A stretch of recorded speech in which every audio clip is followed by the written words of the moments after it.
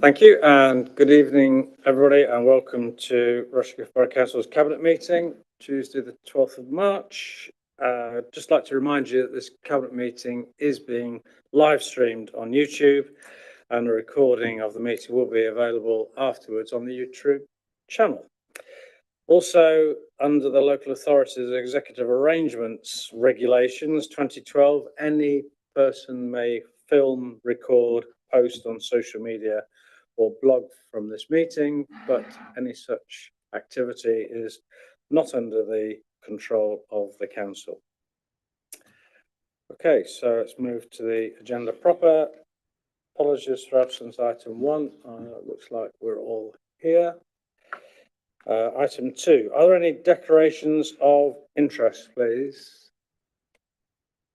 Silence, I assume, is no.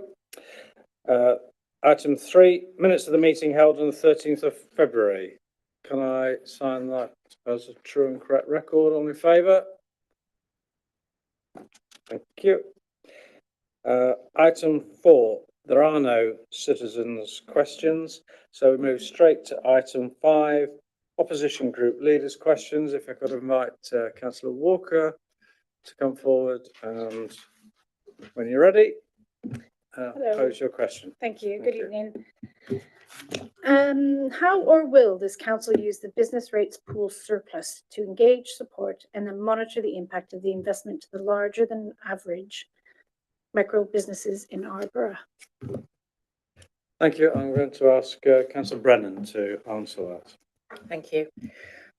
Micro businesses are a key part of our borough's economy, as I'm sure you'll be aware, Councillor Walker, because I believe you run and own a micro business. Although in terms of business rates, they only generate about 0.3% of our income, and many of those obviously subject to small business rates relief. The 10 largest businesses in the borough generate over 25% of the rates. A business mix including different scales and sectors is vital for our thriving local economy, and this will be reflected in our first ever economic growth strategy that we will be publishing this year.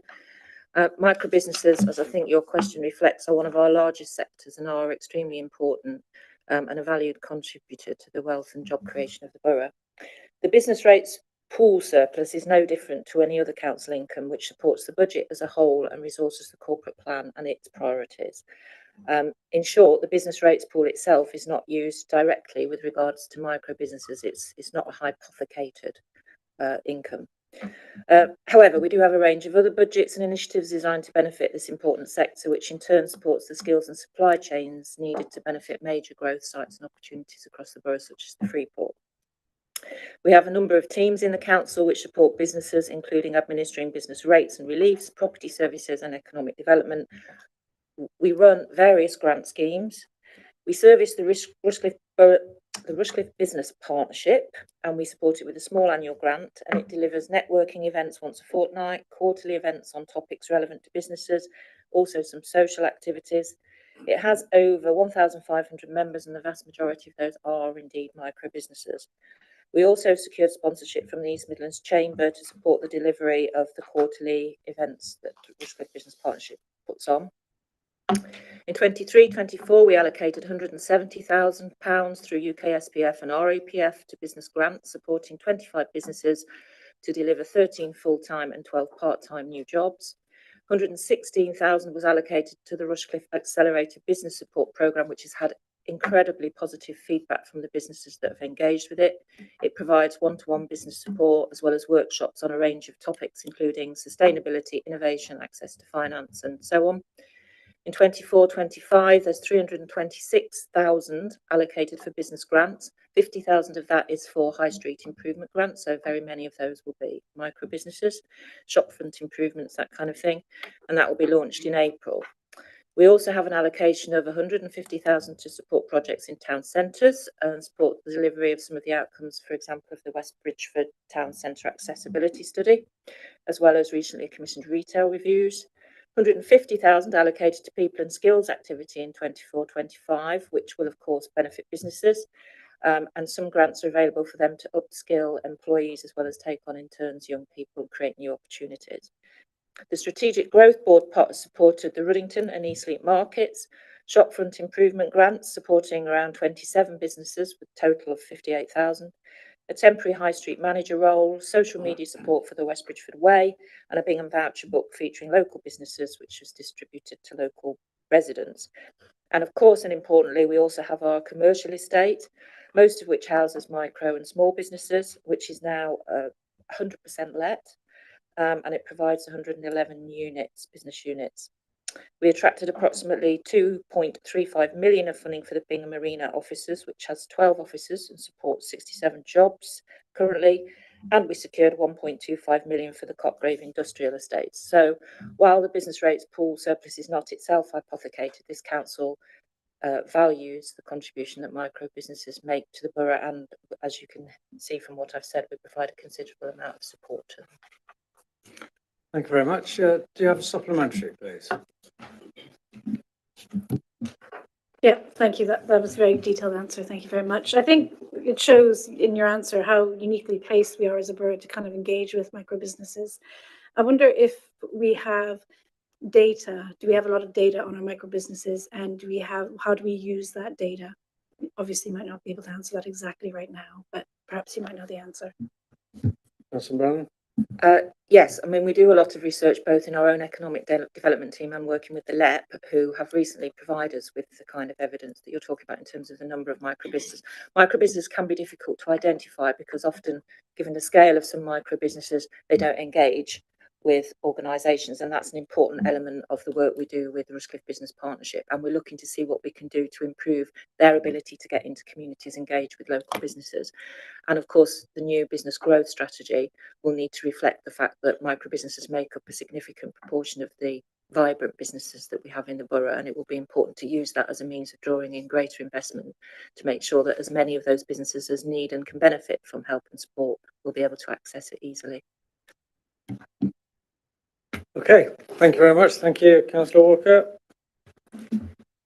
So let's move straight on then to agenda item 6 on page 9, and this is a report on revenue and capital budget monitoring for 23-24. Councillor Verdi, please. Thank you, Chairman.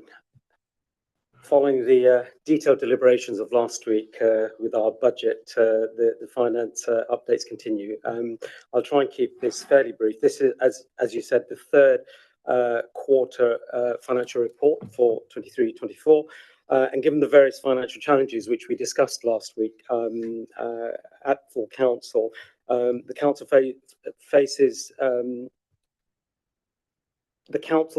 remains positive in terms of both the capital and revenue position. Wider economic risks still prevail, and the position remains fragile, but the report has been presented to the corporate overview group, and there were no significant issues arising. With regards to revenue, the overall revenue position, revenue budget efficiency of 0.665 million has been highlighted in this report, and this is largely due to a very positive position with regards to business rates, which is in Appendix A on page 18 of the report. The details of this are basically a transfer of 0.335 million to specific grant reserves, 0.2 million to the organisational stabilisation reserve for cost pressures, and 0.1 million to the development corporation reserve, with the balance of the 0.665 million allocated to the climate change reserve.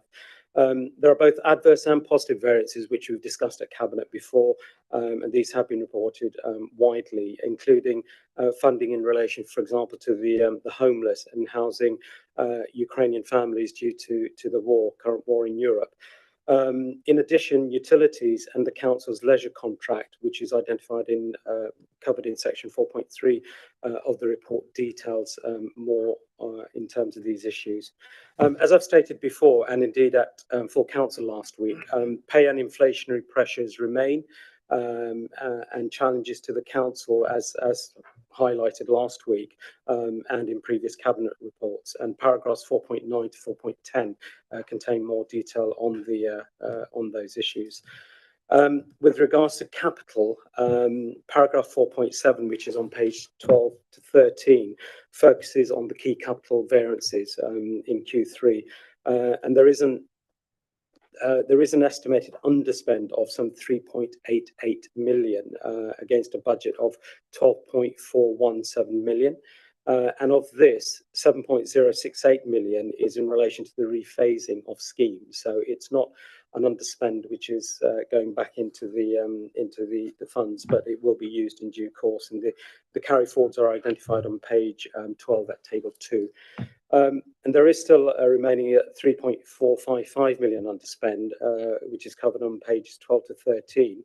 Again, we've discussed these before. Most are issues with timing, but the budgets are committed.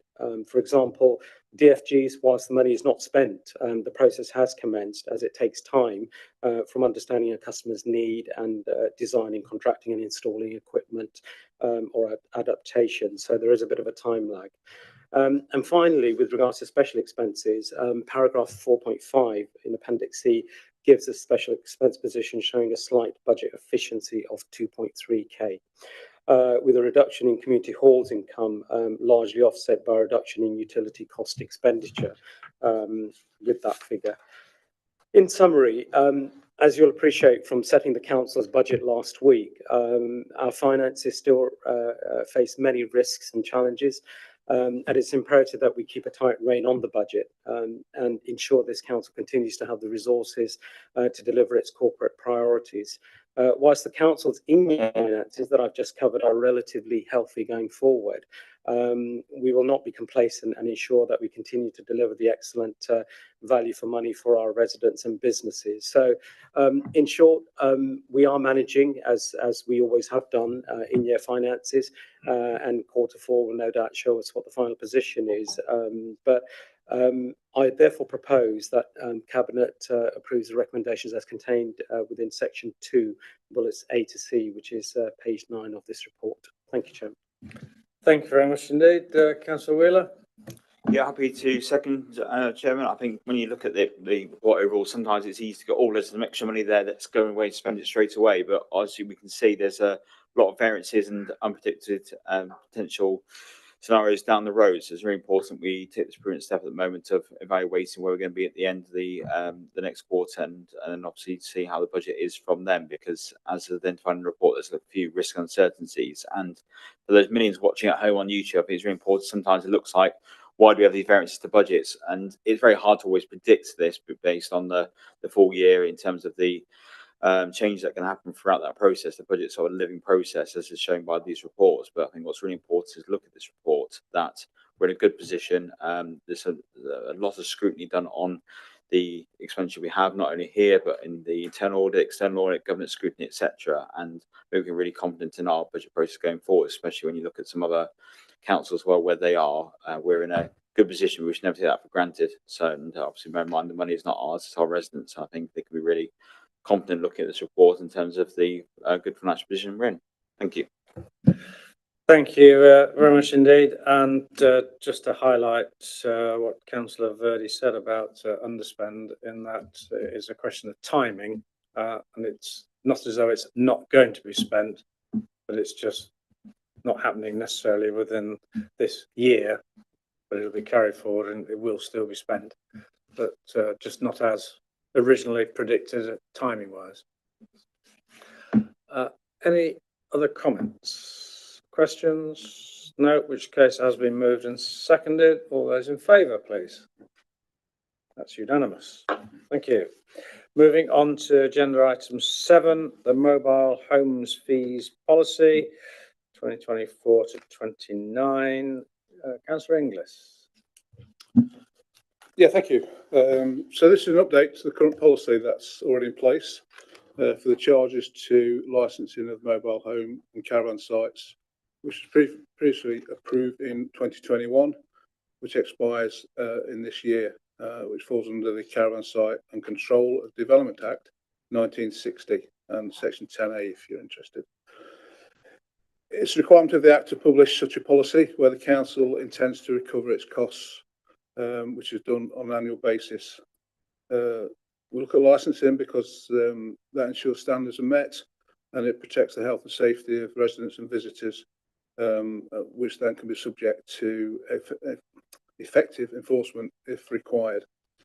So the policy is clear and concise. It lays out the methodology to how the charges are calculated in a transparent and informative way, and they're based on previous experience of officers dealing with site licensing.